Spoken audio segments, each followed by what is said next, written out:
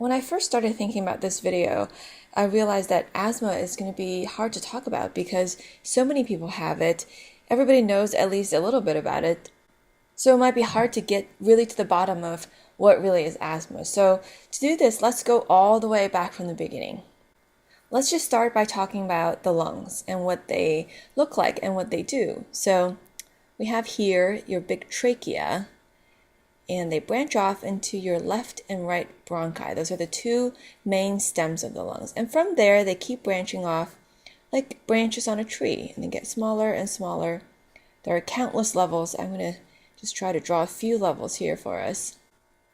So they keep branching off like this. La da da. You get the idea. And when we inspire or when we breathe in, inhaling, it's kind of like a vacuum cleaner sucking air in. And these are all the tubes that are connected to it. So this is like the big hose. If you can imagine your vacuum breaks down into little hoses, that's basically what it looks like. So in our lungs, oxygen goes in when we breathe in. O2 is oxygen, two oxygens. And then on the reverse side, when we breathe out carbon dioxide, which is the symbol is CO2, one carbon and two oxygens. Now, asthma is classified as an obstructive disease where air is blocked on the way out, breathing out CO2. But we'll get to that later, exactly where that happens. For now, if we're just looking at the set of tubes, otherwise known as our airway, and anywhere we go, if we take a cut like this across any of the tubes and we look at it up the tube, or we look at what is called a cross-section of it, then it's going to look something like this. So we have a round shape for the outside of the tube, and then we have an opening. And in the middle here, we call it the lumen. The lumen is just the inside of any tube. This is where air actually goes through. And here in the walls of the airway, we have connective tissue, we have glands with all kinds of things. But I want to talk about this smooth muscle layer here that's around in the wall of the airway. So since it's a muscle, then it can have force and change the shape of things around it. So in asthma, what we care about is that the smooth muscles can actually constrict this airway. So to see what that looks like, let me draw this again here. Again, if this is the outside of the wall, then a person who has active asthma happening at the moment, their airway is going to be smaller. The lumen is going to be smaller, maybe about, let's say, this big. And what has happened is that the smooth muscle around it is contracting hard and is clamping down on that lumen. To make matters even worse, when our body is inflamed, it secretes fluid. So into the lumen, which is usually supposed to be open and dry, we have extra fluid. So when the opening is already smaller, it's being flooded by mucus and fluid. And this whole picture together is what asthma looks like in our airways.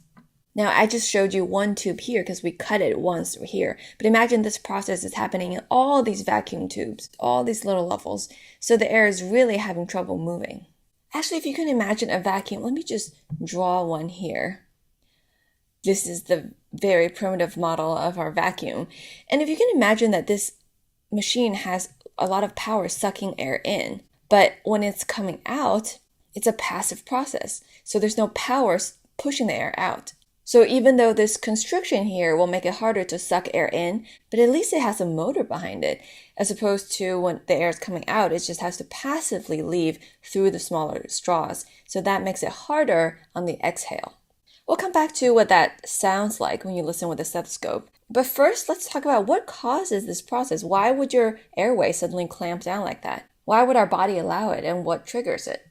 So I promise that every time I talk about lungs, the first thing I will always say is smoking. Smoking can be a huge trigger for asthma. It doesn't even have to be firsthand smoke. It can be secondhand. In fact, kids who have asthma, if they're exposed to parents who smoke in the house, even parents who are smoking outside but then wear the same clothes inside the house, that can trigger asthma. Because these smoke particles are billions and billions of little things that don't belong in the lungs. And when they're in there, this process can happen. Also, because we live in a time where there's so much machinery around us, this is a car, if you can tell. So cars, exhaust, and pollution in general in the cities can be a huge trigger for asthma. Also, people whose jobs expose them to things like asbestos or other things they can inhale can be a trigger. And I'm just going to start writing because I can't draw fast enough. We have paint, remember that everybody has different triggers. People who have asthma don't react the same way to the same things. And this one, I think, is really sad. Some people can be triggered by food. They can be allergic to foods, or things in beer or wine can trigger asthma in some people. Now, another trigger can be as common as stress. Our body reacts to stress in a variety of ways and can increase inflammation, which asthma is basically an inflammatory process. So this one I think is interesting. A common drug that most of us have probably taken can be a trigger in up to 30% of adults who take this drug, and that is aspirin. Helps with your headaches, but sometimes causes your asthma to flare up. And lastly, babies, who are completely different creatures from adults, they can have GI reflux, or what we call heartburn, where the things in their stomach go back up the esophagus. Since they're so small, their system is so close together, it can go up the esophagus and into the trachea. So they can be triggered by GI reflux. As you can see, this reaches almost every aspect of life. This is probably why so many people have asthma, and it's so different in everyone. So going back to our kind of clinical medical way of thinking of asthma, if you are going to listen to a person breathe through your stethoscope, and this person has asthma, what might that sound like? You draw the stethoscope. Ooh, we're going to listen to these lungs. Now keep in mind, as I said earlier, there's fluid in here as well. So the smooth muscles constrict, but there's also fluid and mucus getting secreted into these tubes as part of our body's way of dealing with inflammation. So air and fluid together, what do they form? They form air bubbles. So as these air bubbles pop and reform, and we're trying to breathe through them, that's why when you listen, we hear a high-pitched noise that's referred to as wheezing. And wheezing is very characteristic of obstructive diseases like asthma. Wheezing basically sounds like a tiny little whistle. So when they inhale and then exhale, on the exhale, you hear high-pitched noise all over the lung fields. Now I'm going to draw an imaginary line that divides our lung here. So the trachea, this is called the upper airway. And down here are the smaller airways. And wheezing in asthma is a small airway disease. And it's a small airway disease that happens on the expiration, or when you breathe out. Now, if there's noise on the inspiration, that's usually caused by a foreign body or some other kind of process that makes the upper airway constrict. That doesn't really happen with asthma unless it's super severe and this person is just dying for breath. So usually asthma, you can get an air in, and it's on the expiration that we have a problem and you hear the wheezing. Because again, the vacuum is sucking in air in the inspiration, so it's going okay. But when you breathe out passively, the restriction really causes a problem. So remember, asthma, wheezing, small airway disease.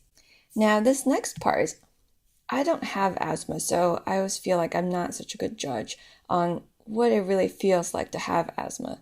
But we can imagine that if this person has trouble getting breathing out is just as important as breathing in. If you can't do either, it's a very scary process. And this person coming in will be complaining of shortness of breath. So shortness of breath. SOB is a very commonly used way to describe the symptom of can't catch your breath, panting, shortness of breath. Now, depending on how severe their attack is at the moment, a lot of people have rescue inhalers. When they're panicking and can't breathe, this rescue inhaler can deliver some emergency drugs to open up that airway. And it's such an important intervention for people who have asthma to not only breathe, but to feel like they can breathe, to help with the panic and just the discomfort of not being able to get a breath in and out.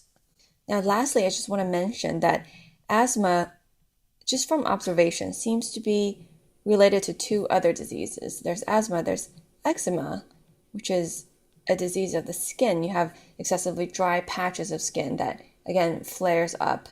It can be red and angry or dry and peely, the skin disease. And then third, we have allergies, or some people call it allergic rhinitis, which is more proper for because it involves your nose, rhinitis. But most people just call it allergies. And these three things, for some reason, seem to be good friends in that a person who has one is likely to have the other two. We don't really know why.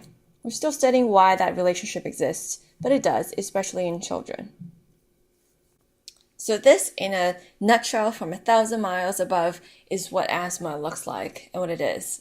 So just a few key words to remember. We have airway constriction in the small airway that causes shortness of breath and sounds like wheezing on a stethoscope.